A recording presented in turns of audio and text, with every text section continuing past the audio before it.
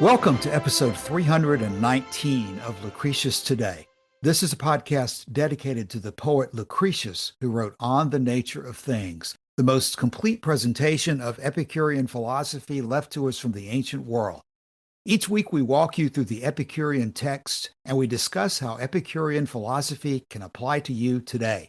If you find the Epicurean worldview attractive, we invite you to join us in the study of Epicurus at epicureanfriends.com, where we discuss this and all of our podcast episodes.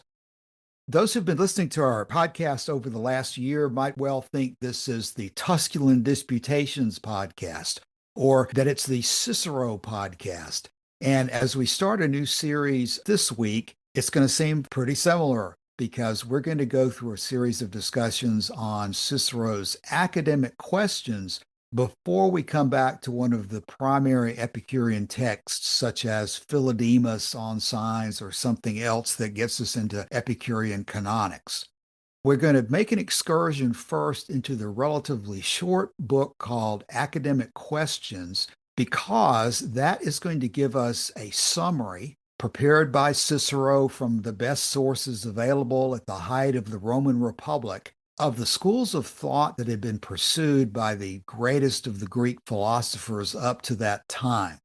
Academic Questions as a title does not really tell you what the discussion is all about, but as we'll begin to get into today, he's referring to the Academy of Plato and the development of the central river of Greek thought from Pythagoras, Socrates, Plato, Aristotle, down to the Stoics, largely with the exclusion of Epicurus, because of all of the names that are associated with these core Greek philosophers, it is Epicurus who most strongly deviated from many of the conclusions that these other philosophers had reached. Epicurus spoke about many of the same subjects because that's what everyone was talking about. But in many situations, Epicurus had a very different answer from the others. And in order for us to understand Epicurus's answers, we need to understand what the others were saying and why the others were fighting among themselves. What had happened from Pythagoras and the earlier philosophies up to this point to cause the schools to split apart over issues that can seem to be obscure to us today, but were held to be extremely important back in that period of time. One way of getting at what we are doing right now is to recall that in practical terms, it is the goal of most people, certainly including those of us on this podcast, to live happily. And in that regard, I remember earlier in my reading of Epicurus, going to the Epicurus Reader from Inward and Gerson and reading the introduction to that book, which was prepared by D.H. Hutchison. And it starts out this way, quote, "Do you want to be happy? Of course you do. Then what's standing in your way? Your happiness is entirely up to you. This has been revealed to us by a man of divine serenity and wisdom who spent his life among us and showed us by his personal example and by his teaching the path to redemption from unhappiness. His name was Epicurus." And Hutchison says, "This is the sort of thing you might have heard an Epicurean preaching in the market square of an ancient city. If it sounds like a religious message, that's no coincidence.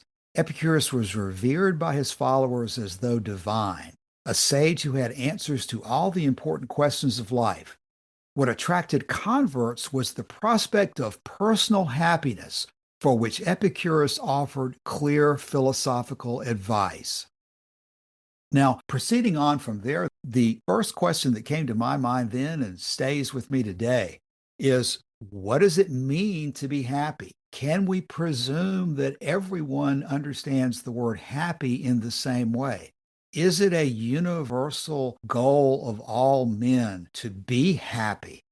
And if it is, how do we understand that goal? Basically, what is the meaning of being happy?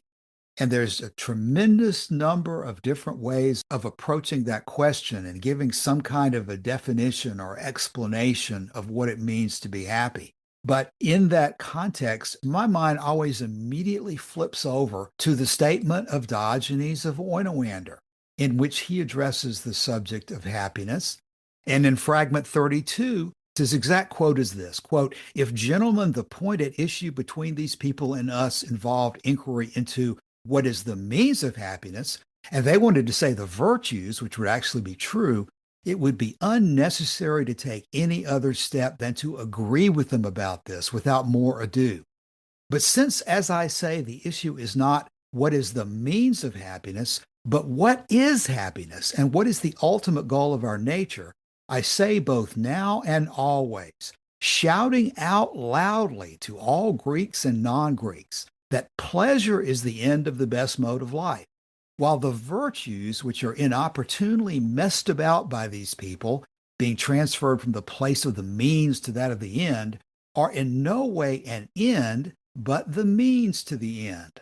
So I've always thought that was a very eloquent way of Diogenes of Oinoander pointing out very sharply that we don't even know what happiness means.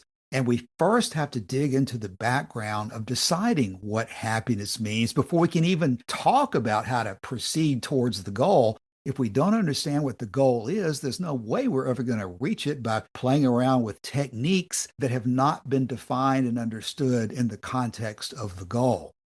And that brings us to our decision to proceed from the series of episodes we've had on ethics through Tusculan Disputations back into this new book, Academic Questions, which is going to examine the background that led to the varying positions on the ethics that we've discussed in Tusculan Disputations. And then once we do that, we'll be in a position to understand the more detailed explanation that Philodemus gives us in On Signs once we see the context in which these issues are being debated. Now, as we get started in Book 1 of Academic Questions, we need to set up for you who is speaking, because as usual, Cicero is going to enlist the fiction of a number of different speakers being involved, just as he did in On Ends, where he allowed Torquatus to speak for Epicurus.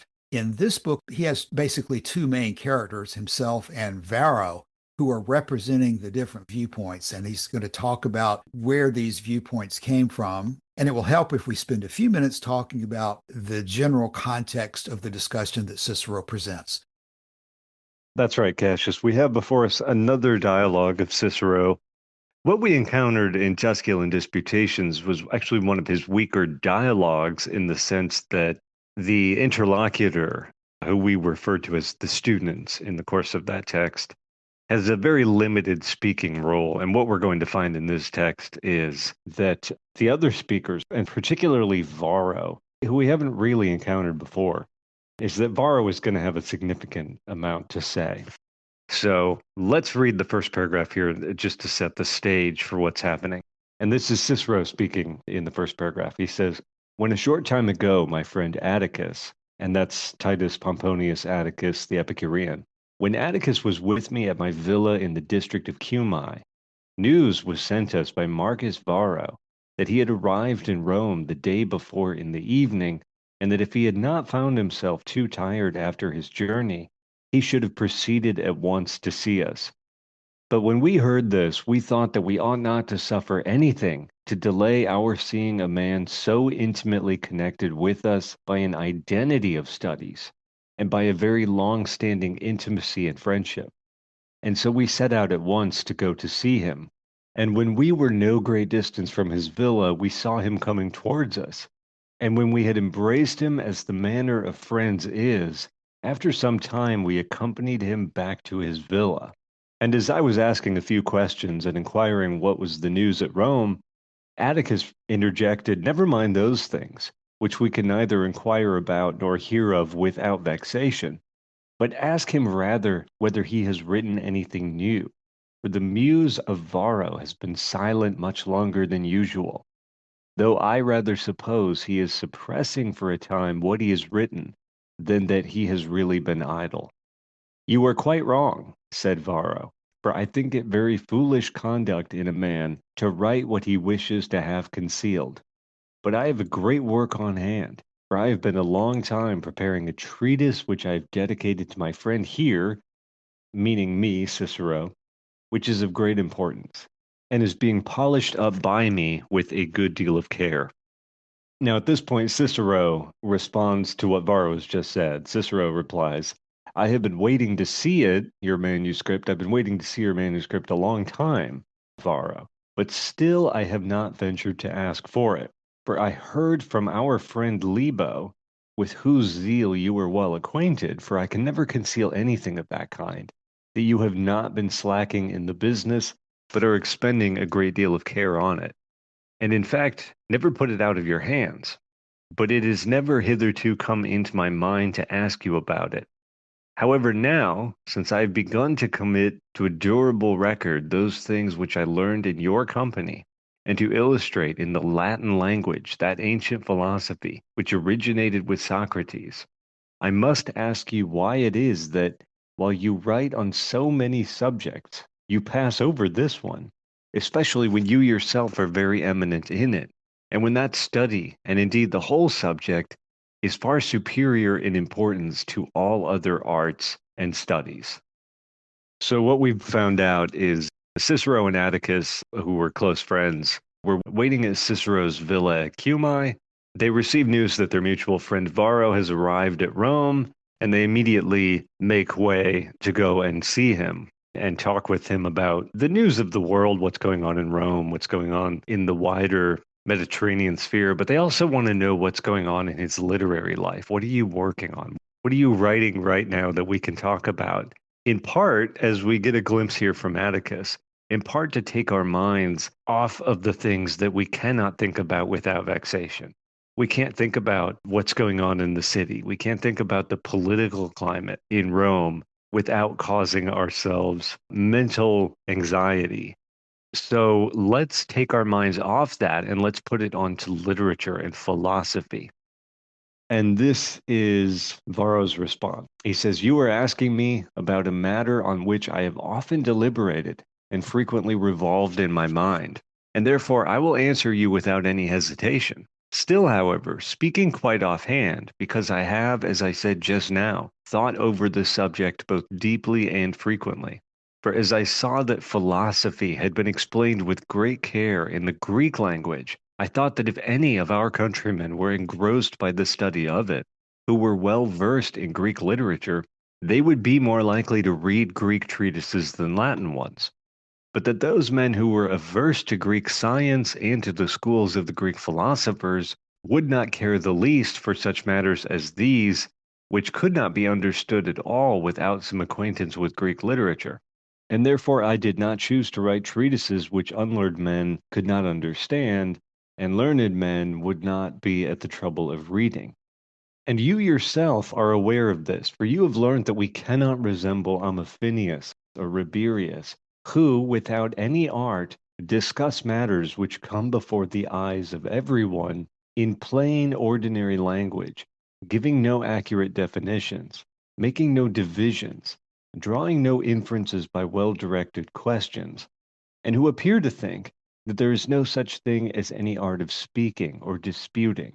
But we, in obedience to the precepts of the logicians and of orators also, as if they were positive laws, since our countrymen consider skill in each of these branches to be a virtue, are compelled to use words, although they may be new ones, which learned men, as I have said before, will prefer taking from the Greeks, and which unlearned men will not receive even from us, so that all our labor may be undertaken in vain. But now, if I approved of the doctrines of Epicurus, that is to say of Democritus, I could write of natural philosophy in as plain a style as Amaphinius. For what is the great difficulty when you have put an end to all efficient causes, in speaking of the fortuitous concourse of corpuscles? For this is the name he gives to atoms.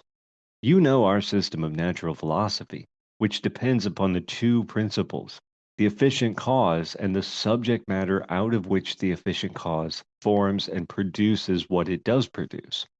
For we must have recourse to geometry, since if we do not, in what words will anyone be able to enunciate the principles he wishes, or whom will he be able to cause to comprehend those assertions about life and manners, and desiring and avoiding such and such things? Joshua, thanks for reading what you've read so far. You're stopping at the moment in the middle of section two before we move on to the second part of section two, in which he says things about Epicurus that are going to be even more significant for us to deal with than what's been said so far. But the bottom line is that Cicero is setting up this discussion with Varro, who is going to represent basically the old academy and the traditional mainline view, in which maybe one of the most important aspects for this part of our conversation is that Pythagoras, Socrates, and Plato had held that knowledge is indeed possible in a certain way, not directly through the senses without the assistance of logic, but as you've just read from Varro, through the use of geometry and the manipulation of words and concepts that do not have the ability to be tied directly to a sensation or a faculty given to us by nature.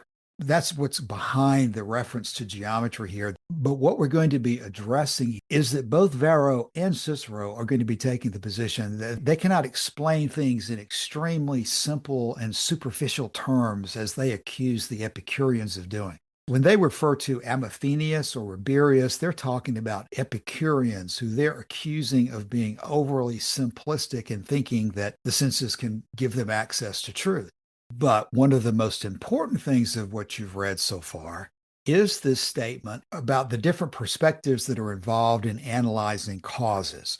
Whether, in fact, there is an external cause that operates upon matter and gives meaning and mission and goals to everything, or whether, from the viewpoint of Democritus or Epicurus, the atoms themselves are without any prior cause, that the atoms themselves are eternally existing, and that all that happens arises from the properties and motions of the atoms through space. That's a huge difference in perspective that is being identified here at the front of this discussion, as it deserves to be, because that divide about whether there is some otherworldly force that is controlling this world, or whether this world operates on its own devices and methodology, is going to determine ultimately your conclusion about what happiness means, how to live your life, everything about your life, whether everything that you see around you is an illusion or not. What is in fact really real? And in this first section, Varro has said that's why we have geometry, to tell us what is really real. And that has profound implications for all other decisions that will follow after that. I think our main takeaway point today, Cassius, needs to be in highlighting the profound differences in thought, in procedure that existed between the Academy and the Epicureans. Sort of the myth of the modern view of Epicureanism is that its main antagonist was the school of the Stoics, the school of Zeno. That is a view that the early Epicureans would not have understood, not only in part because Stoicism came later than Epicureanism, not by much, but a little bit later. And that for Epicurus, what he's really responding to in his own time were the claims of the Academy. The Academy was the Goliath that needed to be brought down. It was the driving force in Greek philosophy in Epicurus's own lifetime. And from Epicurus's point of view, it had gotten quite a lot of things wrong.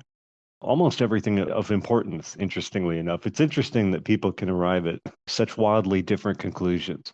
But the differences that exist between the conclusions that Plato drew and that Epicurus drew, it's a chasm of difference that separates them.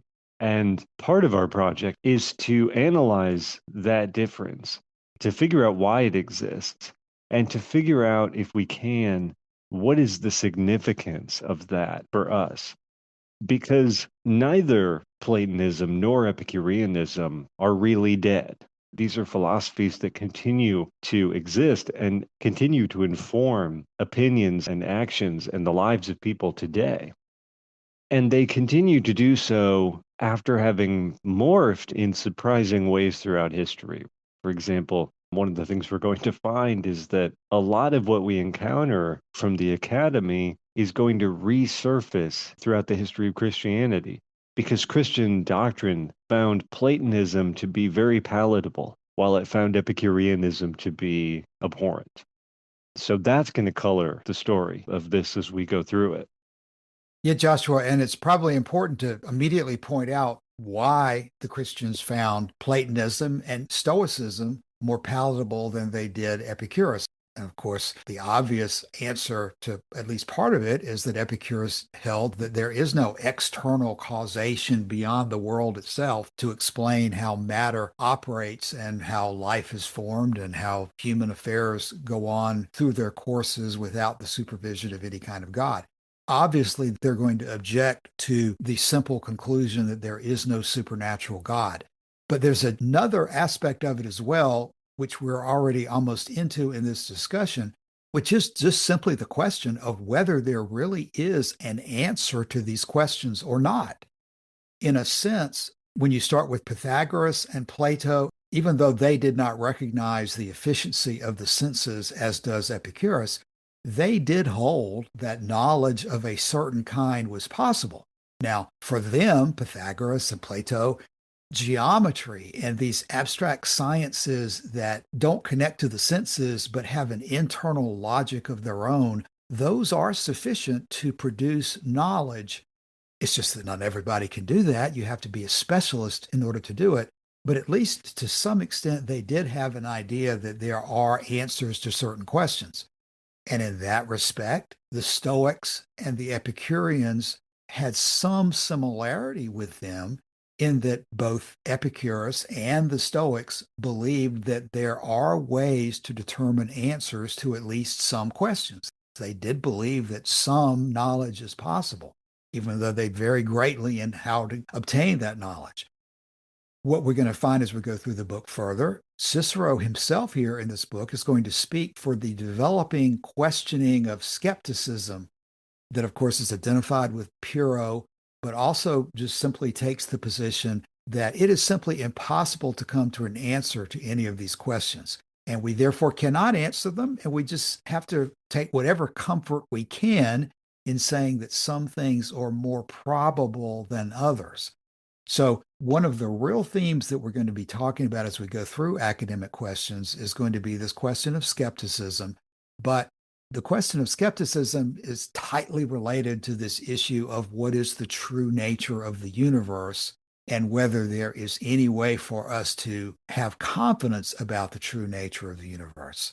When you believe that there is an external force operating on matter, to which your senses do not give you direct contact, you either have to throw up your hands and say there is no real answer, or you have to say that there's a science or religion of things like geometry and divine revelation that give you contact with those things.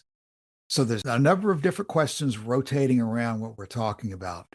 But here in the beginning, Varro is pointing out that Epicurus stands over here to the side saying that the entire discussion about otherworldly affairs makes no sense, while everybody else is going to talk about otherworldly forces and say that through geometry or some other specialized technique, we can have contact with it.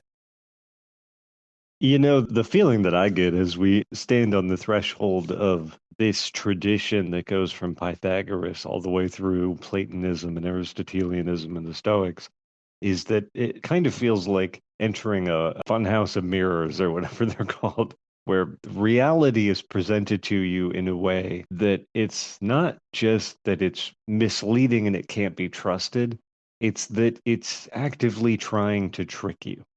In the Republic, Socrates uses the example that in your ascent to the heavens, in your ascent to the world of pure being, in your ascent to the realm of the forms, the senses are a kind of gross material that weigh you down, that tie you to the earth.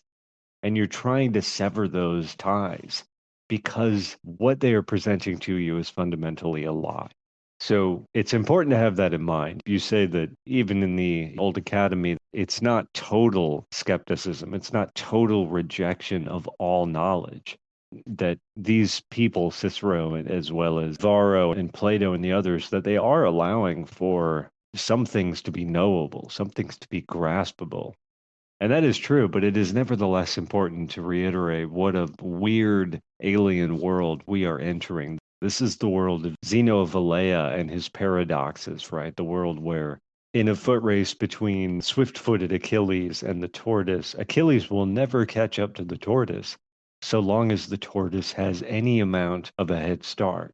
Because before Achilles has gotten halfway to where the tortoise was at the start of the race, the tortoise will have moved. And then Achilles has to go halfway to where the tortoise is now. But in the meantime, the tortoise is still moving. And so, what this paradox is attempting to demonstrate is that it doesn't matter how much time you give Achilles, according to this procedure of taking half of the length that you need to go and then taking half of the remaining length after you take that half, Achilles is not getting anywhere. And he's certainly never going to catch up to the tortoise. It's beyond clear that he's never going to reach the finish line of this race. Neither the tortoise nor Achilles are ever going to get to the finish line. This is the weird funhouse mirror world that we're entering when we entered the school of Pythagoras and Plato and Socrates and those that think like them. When the rejection of sensation as a method of inquiry means everything that you think you know is a lie, and much of what you think is a lie turns out to be certain truth.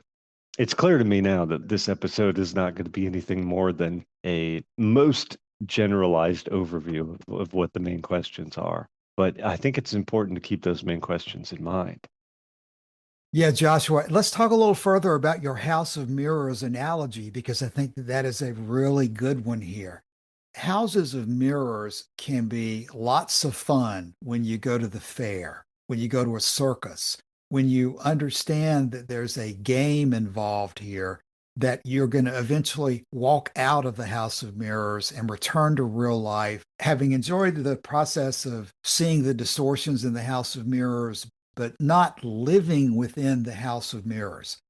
And I think it's important to think about the fact that these games, such as the tortoise and the hare, the argument that motion is impossible, that it's impossible to walk across a room, there's a strong analogy to a House of Mirrors experience. But the important thing about the House of Mirrors is that you're going to exit the House of Mirrors and live life in reality when the fun is over. And to a significant extent, the advocates of the House of Mirrors analogies in philosophy don't want you to ever leave that House of Mirrors. They want you to accept as a conclusion that your senses cannot tell you what reality is. They want you to feel like you are trapped in that House of Mirrors forever, and that only they, as your guide, are going to be competent to help you deal with that. They're not trying to give you a new method of understanding the world that will then allow you to live more happily. They're trying to destroy your confidence in what nature has given you through the senses to live your life. It's not a game. Philosophy can be deadly earnest if your ability to have confidence in the senses and your ability to have confidence to live your life is destroyed by their word games. I would submit that these other advocates of these word games, they didn't really expect you to believe that it's impossible to walk across the room. They didn't really expect you to believe that it's impossible to move because you're always moving halfway and you're never getting to a destination. Their goal is to undermine your ability to use logic and reason along with the senses to arrive at a practical way of living life. And I think that's what Epicurus is attempting to deal with. He knows that you're going to be confronted with these word games. He knows that most people are not professional philosophers and willing or able to spend the time to unravel them. He's going to give you the key to understanding that they are not something to worry about in the first place, that they're not some profound truth. They're not some divine revelation of another world that is superior to ours. They're basically nonsense. And the confident ability to dismiss these allegations as nonsense is essential if you're going to live happily. We're not going to go further today in reading additional texts, but let me add the one sentence that we're going to come back to next week. The last thing you read was, "For we must have recourse to geometry, since if we do not, in what words will anyone be able to enunciate the principles he wishes? Or whom will he be able to cause to comprehend those assertions about life and manners and desiring and avoiding and such things?" And here's the next sentence. "For those men referring to the Epicureans are so simple as to think that the good of a sheep and of a man are the same thing." That's what we're going to come back and spend a lot of time talking about next week. But that is a good way of stating the question. What is the good of a man? What is a man? What is a sheep? Is the good of a man the same as the good of a sheep, or is it totally different?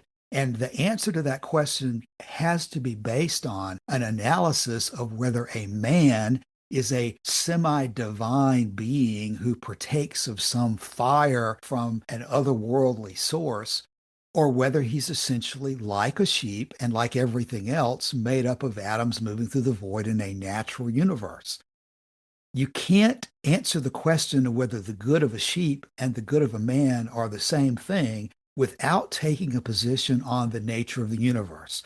And you can't take a position on the nature of the universe if you say, well, no knowledge is possible. It's impossible to take a position on anything. So how can I ever determine whether the good of a sheep and the good of a man is the same thing or not?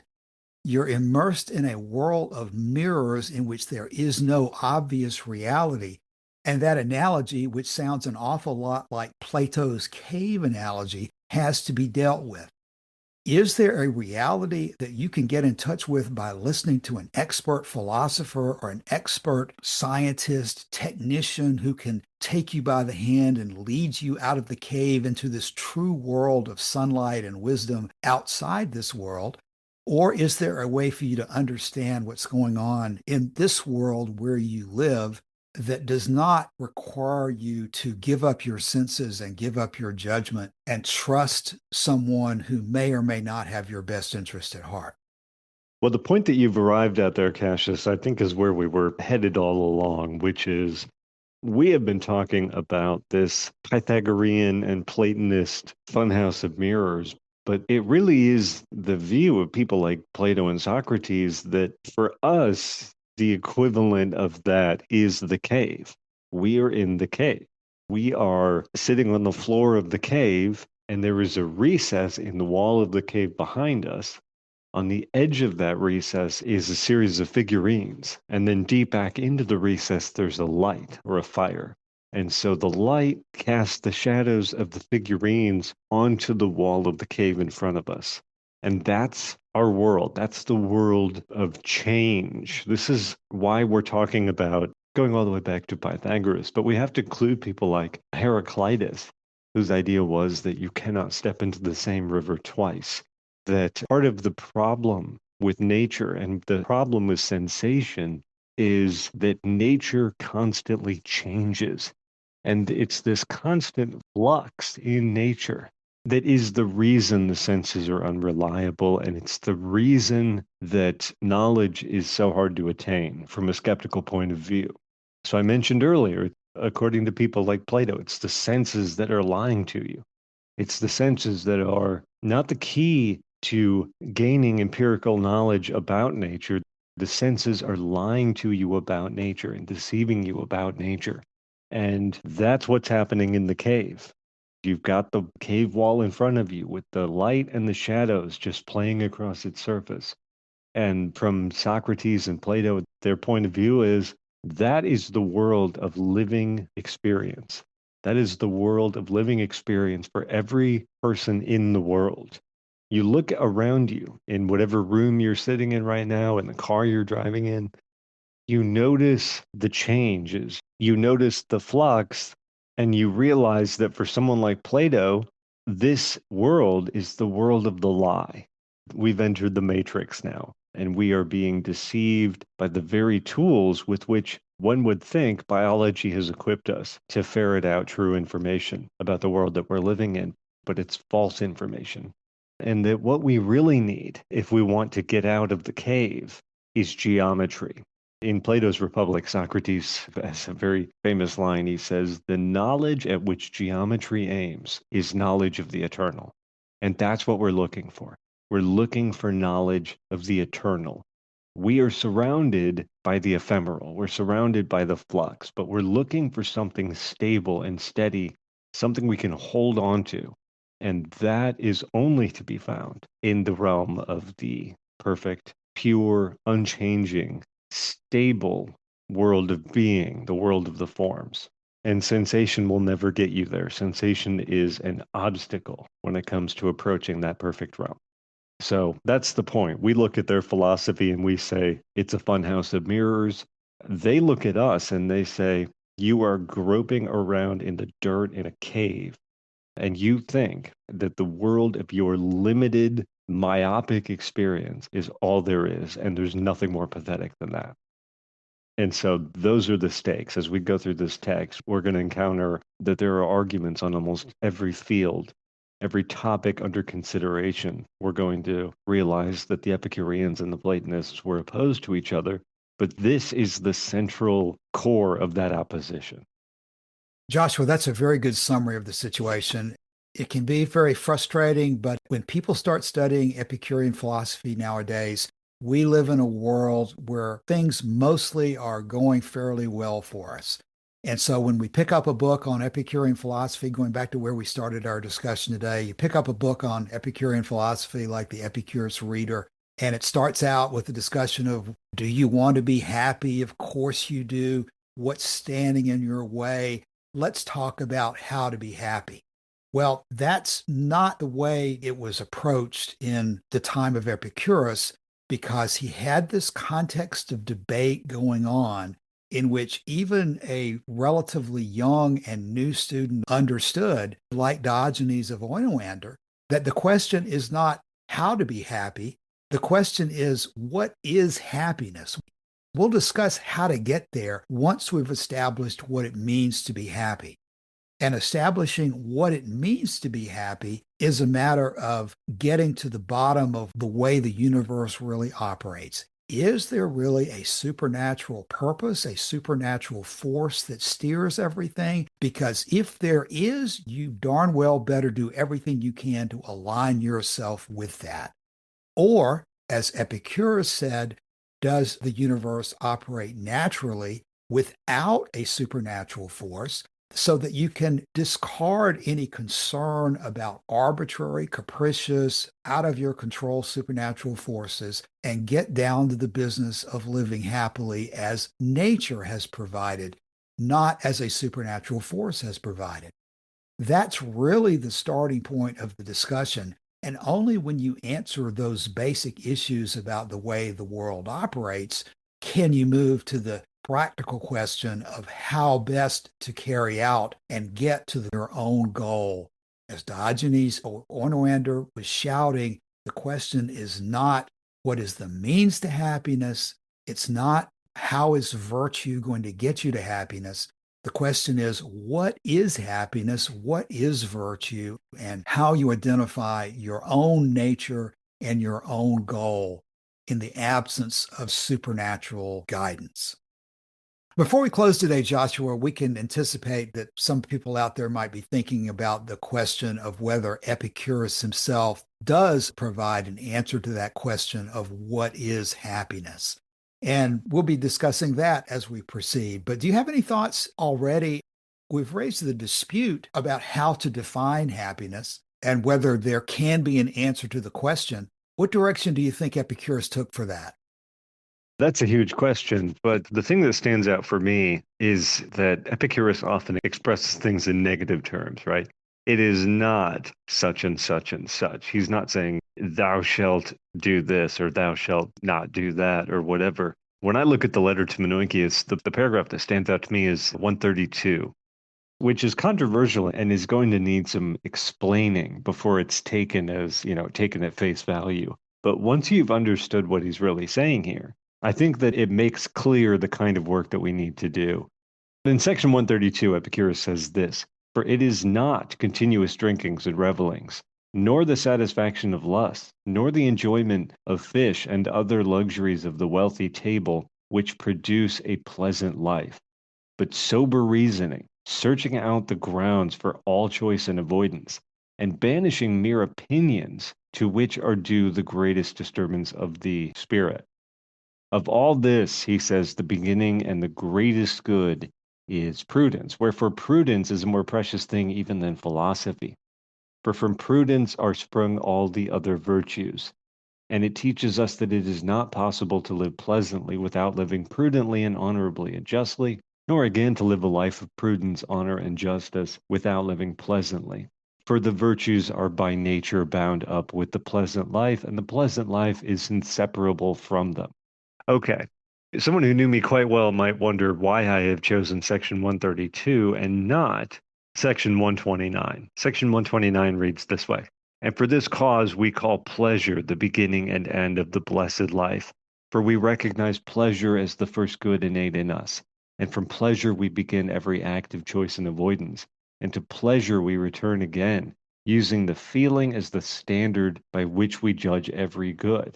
And since pleasure is the first good and natural to us, for this reason we do not choose every pleasure, but sometimes we pass over many pleasures when greater discomfort accrues to us as the result of them. And similarly, we think many pains better than pleasures, since a greater pleasure comes to us when we have endured pains for a long time.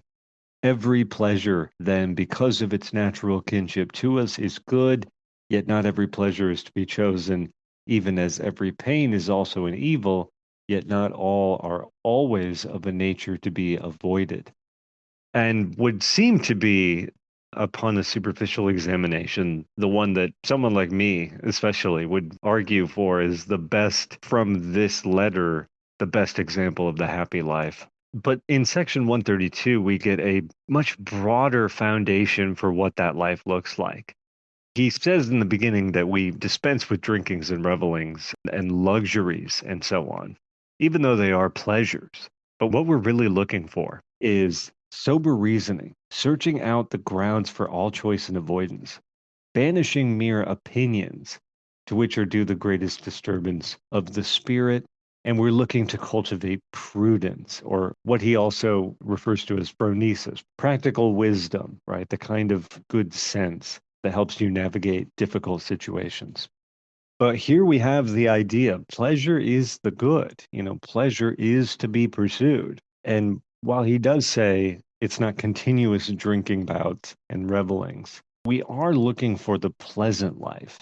And the pleasant life, properly considered for Epicurus, is one that is marked by a thoughtful philosophical approach, sober reasoning, searching out the motives for all choice and avoidance. We are not just throwing ourselves into the ball pit of every pleasure that comes our way. We are not just consuming everything that we can consume for the sake of the delight and satisfaction that it gives us. We are living our lives as if there are consequences for the things that we choose and the things that we avoid. And we are living our lives in pursuit of the best foundation for a proper, complete, and accurate understanding of nature and human life. And we are discarding things that conflict with that. To me, this gets us close. This gets us close to a test of what we can describe as a happy life, because it's easy to say that pleasure is happiness or pleasure is the good. But immediately the question gets thrown back in our lap. What do you mean pleasure is happiness? What do you mean pleasure is the good? And here in section 132, we have a much more complete description of the happy life. I think you've done a very good job, Joshua, there in answering that question. As you came to a conclusion there, you were using the word test several times, and I think that that's really one of the keys to this. Epicurus is providing us the tests of what happiness really comes down to in telling us to look to pleasure and pain, and that we can't simply live moment by moment in the immediate pain and pleasure of every experience, because he tells us we specifically sometimes will have to choose pain in order to get more pleasure. The question becomes, what is it you're looking to as your guide, and what is your test? And you've done a very good job of laying out how Epicurus points to pleasure and pain and the faculties given to us by nature. The contrast that is so important to understand is what we have seen today, even in the opening of academic questions, that Pythagoras, Plato, Socrates, even Aristotle, the main line of Greek philosophy, they're looking to things not like pleasure and pain, which they think is the way sheep would live. They're telling you to look to geometry, to propositional logic, to syllogisms, to all sorts of word games that they think they can use to come to a reality that is outside of the senses and outside of this real world that we live in. And that's what the fight is going to be about. As we go through academic questions, we're going to be brought up to speed to the point of the average 20-year-old Roman in 50 BC who will understand what people are arguing about. And that way we'll be in a position to understand Epicurus's answer to these questions. We'll come back next week and continue to explore those questions. In the meantime, please drop by the Epicurean Friends Forum and let us know if you have any comments about this episode. Thanks for your time today. We'll be back again soon. See you then. Bye.